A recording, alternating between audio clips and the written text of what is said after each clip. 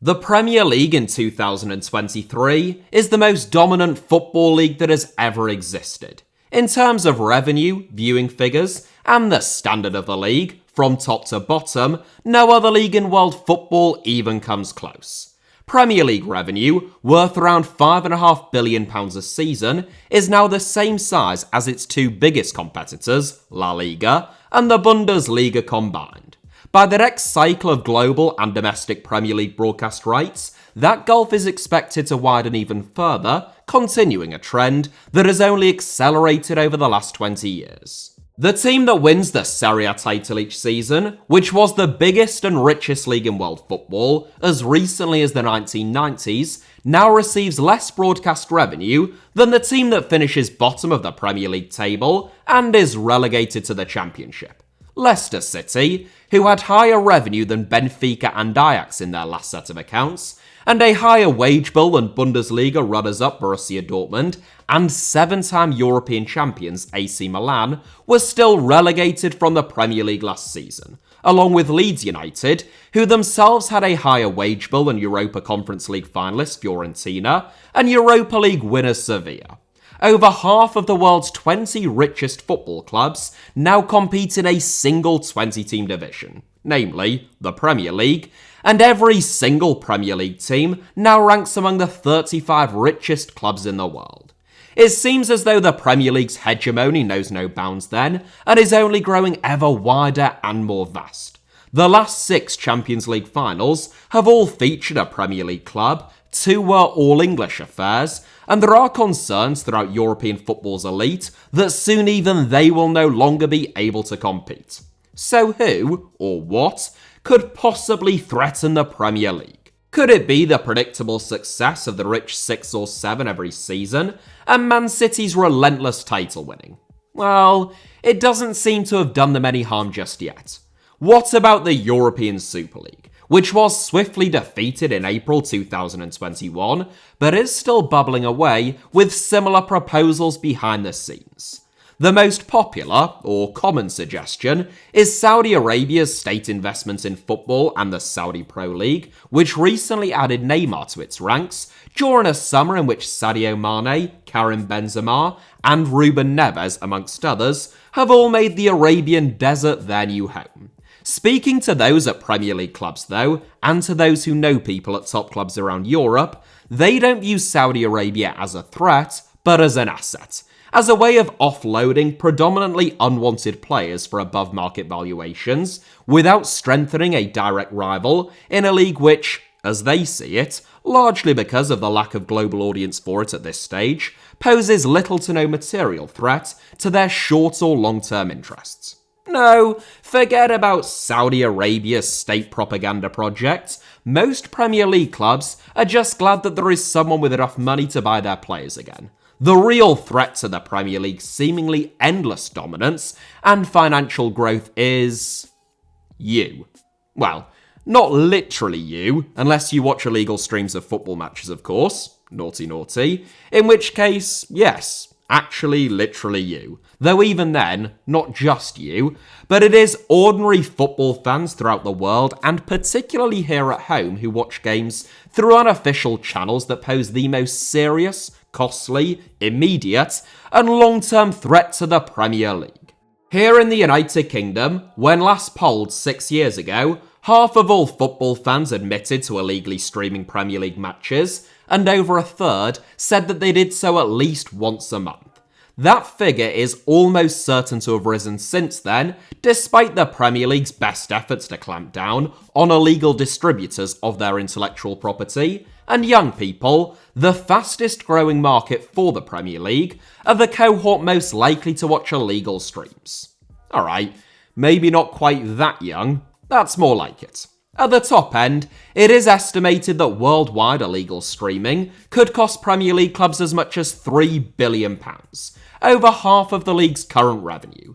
Even the most conservative estimates, which put the figure at around £0.75 billion, still equates to £1 million per team per match. These are staggering sums, and while the Premier League remains extremely lucrative, thanks to domestic and international broadcast deals worth in excess of £10 billion combined over the current 3-year cycle, if illegal streams continue to grow and large numbers of people cancel their official subscriptions, the Premier League's biggest cash cow, which is its media rights, could come under serious threat. It is little wonder, therefore, that the Premier League is going to great lengths in an effort to combat illegal streams. At the end of last season, 5 men who illegally streamed Premier League matches were sentenced to a total of 30 years and 7 months behind bars. The ringleader, Mark Gold, who was described as the gang's prime mover by the prosecution, received an 11-year sentence. The seemingly draconian sentences raised eyebrows and received a lot of attention within the UK press. There are convicted sex offenders who have received significantly shorter sentences. A dangerous driver who killed a pregnant woman while recording himself driving at 123 miles an hour received a 12-year sentence just weeks after Gould was locked up for 11. Few would consider the gang's crime of illegally streaming football matches, albeit to tens of thousands of people for £10 a month, to be deserving of a harsher sentence than sexual assault or causing death by dangerous driving. But it was clear that this case was being used to send out a message. The Premier League, in cooperation with the police, the Federation Against Copyright Theft and the CPS, are coming down hard on illegal streamers, and perhaps the risk may no longer be worth the reward. The 5 men who were jailed, described by the police as the largest illegal streaming gang they had ever busted, received more than £7 million from their 50,000 subscribers before their operation was shut down, and Gould was reported to have personally made more than £1.7 million.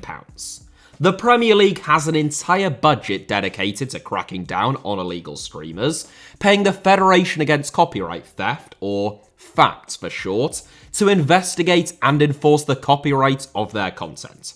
Since those draconian sentences, all illegal streaming has been eradicated. No, not really. Despite the Premier League claiming that they believe they are winning the war on illegal streams, the number of people illegally streaming football matches has only increased. Right now, FACT have focused their efforts on website hosts, so-called dodgy box sellers and distributors, and pubs showing games via illegal streams, but not yet on individuals. The reality of the matter is that an enormous number of people want to watch Premier League football, but doing so, particularly here in the United Kingdom, is extremely expensive. Currently, 3 platforms hold the rights to show all televised Premier League matches in the UK, namely Sky Sports, TNT Sports, formerly BT Sport, and Amazon Prime.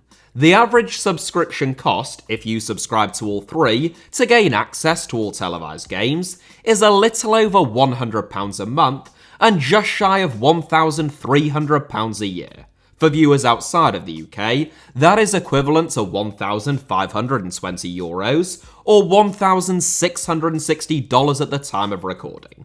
So, not cheap. The price of watching Premier League football seems to get more and more expensive every season, but unfortunately, football fans aren't getting any wealthier at the same time. In fact, in real terms, the average UK worker is no better off now than they were in 2005, almost 20 years ago, and over the last 12 to 18 months, as inflation has significantly outpaced wage growth, the average Brit has got significantly poorer. Inevitably, therefore, a lot of people either simply can't afford to pay enormous sums of money to watch live football, or just don't deem it to be value for money and will prioritise spending in other areas. So long as that remains the case, and there is little to suggest either Sky or TNT are going to slash their prices anytime soon, or that the UK economy is heading for some kind of boom time, the number of people illegally streaming football matches is only likely to increase. Young people, who are statistically the hardest hit by the current cost of living crisis, are also the most tech-savvy age group and therefore the most likely to be willing and able to illegally stream matches.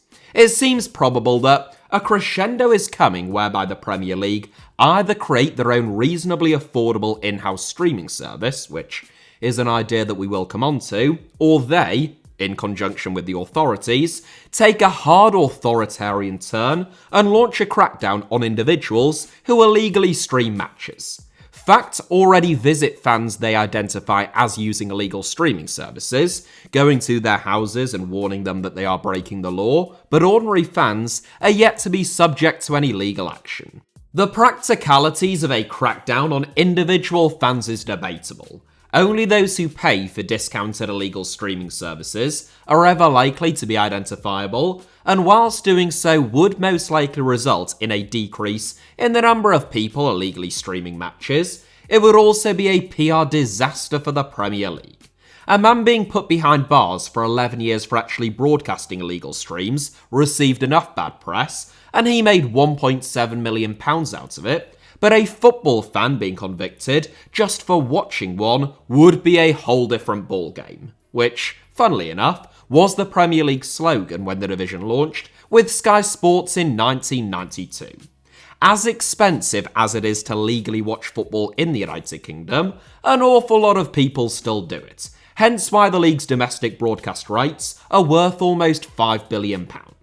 Though some people illegally stream matches because they can't afford or are unwilling to stump up the cash for Sky or TNT, the vast majority of those doing so, all of the data suggests, actually pay for those services as well.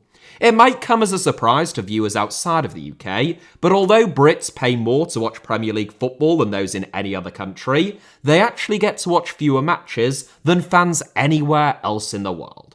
On an average weekend, with 10 Premier League fixtures, only 5, so half of them, will actually be legally broadcast in the United Kingdom. In the Championship, some weekends only one game is televised, and the offering is even more sparse in Leagues 1 and 2.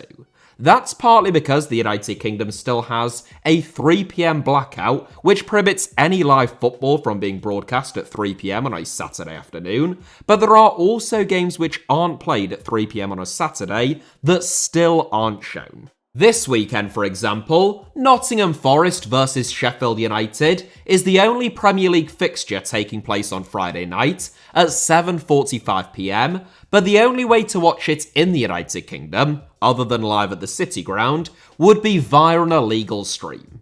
I just want to make clear, both in this instance and throughout this entire video, that I am not encouraging anyone to do that, nor am I suggesting that anyone should do anything illegal at any stage in this video. It is a bit stupid that I have to clarify that, but hey, here we are. It's also a bit stupid that after paying over £1,000 a year for it, you can only watch half of Premier League matches.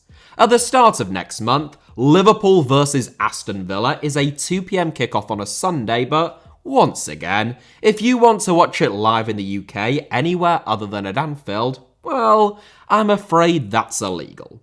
The 3 PM blackout on a Saturday dates all the way back to the 1960s, when the Football League and its clubs were terrified that any football being broadcast on television would lead to a dramatic collapse in crowds and a major loss of revenue for Football League clubs. So scared were clubs and the league of this prospect that broadcasters were actually prevented from even mentioning which game they would be showing highlights of that evening until 15 minutes before kickoff, just in case fans decided to stay at home and watch Match of the Day instead. I'm not kidding, by the way, just in case any of you thought that that was too ridiculous to be true. The mass broadcasting of football matches is a much more recent phenomenon than a lot of people perhaps realise. It basically only started with the advent of the Premier League in 1992. Of course, we now know that mass broadcasting football matches doesn't lead to a collapse in crowds. In fact, by raising the profile of the sport, it's likely that the opposite is true. And with more games than ever being broadcast in the UK and abroad, attendances in the top flight of English football are at all-time record highs. The 3 PM blackout is archaic then, but it is now defended not on the grounds that it prevents a fall in top flight attendances, but that it protects tumbling crowds further down the pyramid throughout the EFL and non-league game. The idea is that Because they are not able to watch a Premier League game at 3 PM on a Saturday, English football fans are more likely to watch a non-Premier League fixture live. Or, alternatively, fans who already watch non-Premier League matches live on a Saturday afternoon might cease to do so if a Premier League game was broadcast at the same time. The evidence for this claim is flimsy at best and non-existent at worst. The evidence that it is the primary reason why football fans in England illegally stream Premier League matches, by contrast, would appear to be much more compelling. Data collected following the raid on Flawless TV and their subsequent prosecution found that the 3 PM blackout accounted for 80% of all illegal streaming in the UK. That is from just one illegal streamer, it should be said, though it is the largest ever to have been busted, with a sample size of 50,000 subscribers, so it's probably fair to assume that the overall figure isn't too far off, and it is undeniably substantial. Many of the people watching illegal streams, then, also pay for legitimate subscription services from the likes of Sky and BT, and only turn to illegal streams for games that the legal broadcasters aren't screening. It wouldn't eradicate illegal streams, especially if prices continue to rise while people get poorer, but scrapping the 3 PM blackout and making every Premier League game available to those who pay extortionate amounts of money to watch Premier League football would probably be the single most effective tool to drastically reduce the number of people watching illegal streams. Not only are the legal means of watching Premier League football in the UK prohibitively expensive, despite only showing half of the games, the services themselves often aren't very good. I have access to all three of Sky Sports, TNT Sports, and Amazon Prime. Showing off. Partly because, of my job, and partly because a family member already pays for Sky, so we only pay for an extra Sky Go account. TNT Sports is discounted through my girlfriend's mobile phone contract, and my girlfriend or her family already paid for Amazon Prime when they acquired the rights to 20 Premier League matches. I don't have a Sky box, so I stream all three, legally, through their apps, either directly through a smart TV or on the PlayStation 4. Sky Go, albeit seemingly improved this season, its early days, following an update, has been an absolute horror show for as long as I've had it, either in terms of the picture quality or just cutting out entirely. I have had dropouts with BT and error messages, and it repeatedly logs me out for no reason, and Amazon, which I must admit is the most reliable, though I have also watched far fewer matches on there, still had an entire 45 minutes last season without any audio. And before anyone says it in the comments, no, it's not my internet. The internet is very fast, and I know that because I should say, a friend of mine who has the exact same internet service provider, subscription package, and download speeds, and who also has the same Sky Go, BT, and Amazon apps, tells me that sometimes even with a game that is actually being broadcast by one of the major broadcasters, you can get an illegal stream which is higher resolution, has fewer dropouts, and fewer delays than the legal service, which costs thousands of pounds a year. Why on earth would anyone, who didn't mind doing something which is illegal, ever pay for the real thing? There is a school of thought that as the technology required to identify and shut down illegal streams improves, the business will be suffocated.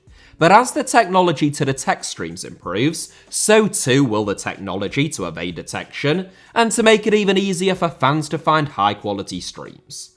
My same friend from earlier on that I was telling you about also tells me that you can find high-quality live streams of matches literally on Twitter, one of the biggest websites in the world, which you can just mirror from your phone, tablet, or laptop onto the TV. As more and more of the developing world gains access to high-speed internet, the number of people who will illegally stream Premier League football matches is only likely to grow, threatening to dent the Premier League's rapidly growing overseas broadcast deals, which recently overtook the value of the league's domestic rights for the first time. The Premier League's model and success is built on its ability to successfully market and auction its media rights. It is broadcast revenue that gives the Premier League such an enormous advantage over every other league in world football. The number of people that watch the league across the globe is what allows clubs to grow their worldwide fan bases, sell more merchandise, and negotiate larger and larger commercial deals with companies and brands. It is a virtuous, or at least extremely lucrative circle. Break down not just one of those pillars, but the single most important one, the value of the league's media rights, and suddenly, Premier League clubs lose purchasing power within the transfer market, other leagues can start to make up ground, and like dominoes, a fall in retail and commercial revenue could well follow. The idea of the Premier League creating their own in-house streaming service has long been touted, not primarily as a way of combating illegal streams, though that would certainly be one aspect of their consideration. The Premier League has, for quite a while now, been conservative in its thinking and slow to warming to the idea. It is clear to almost everyone at this point that streaming, via the internet, is the future. More to the point, in fact, it is already the present, but it is only going to become more and more ubiquitous. The Premier League realises this, even if it took them a little bit longer than most, but their reservations about what has sometimes been nicknamed Premflix or back of the Netflix still remain. As I said a moment ago, the Premier League's entire business model has been based upon maximising the value of its media rights, and it is better at it than any other football league on the planet. Moving away from that model, therefore, which has worked so well for them and is still yielding even larger sums with every new cycle, particularly overseas, that seems like risky business. It might seem straightforward, the idea of having a worldwide streaming service, charging between £5 to £25 a month, depending upon the spending power and level of interest in the league in different countries and regions, gaining hundreds of millions of subscribers overnight, and raking in billions of pounds more every season than they already do. Whenever this idea is touted and people crunch the numbers, it seems like a no-brainer. Unfortunately, it is a little bit more complicated than a lot of people like to make out. For a start, creating a streaming platform of the size, scale, and capabilities this would necessitate doesn't come cheap, but the Premier League has the resources to overcome that hurdle. Next up is the sheer logistics. Right now, all the Premier League does is sell its media rights to the highest bidder. It is little more than an auctioneer once every 3 years.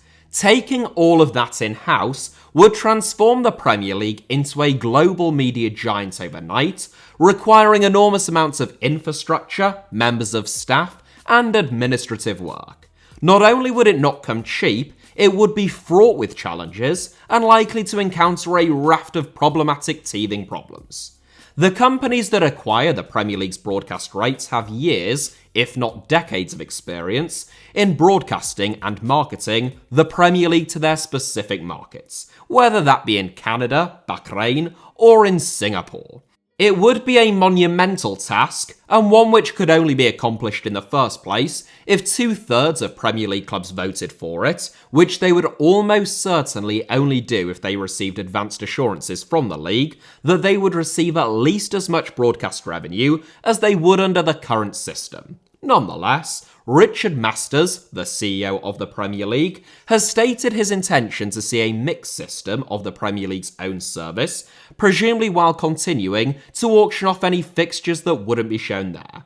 The biggest advocates of the Premier League bringing things in-house, up to this point, have been American owners, which probably suggests that its prospects are quite good.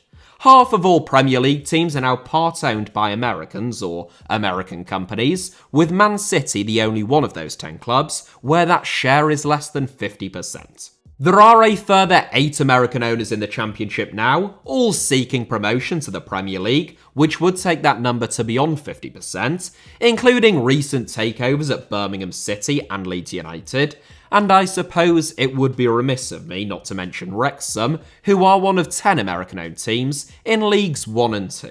As the number of American owners in the Premier League continues to grow, so too does the prospect of some kind of in-house streaming service, as is already the case to some extent with the NBA, NFL, and MLB in the United States.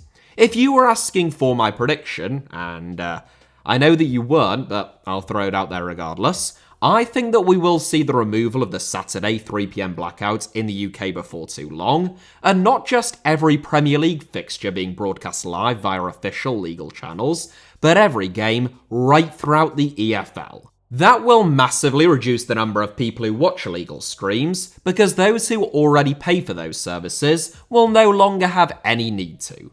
It's unlikely that many people who don't already pay for the likes of Sky and TNT would sign up because of that move though, especially those who flat out can't afford it. And therefore, illegal streams will continue to flourish and likely rise throughout the rest of the world.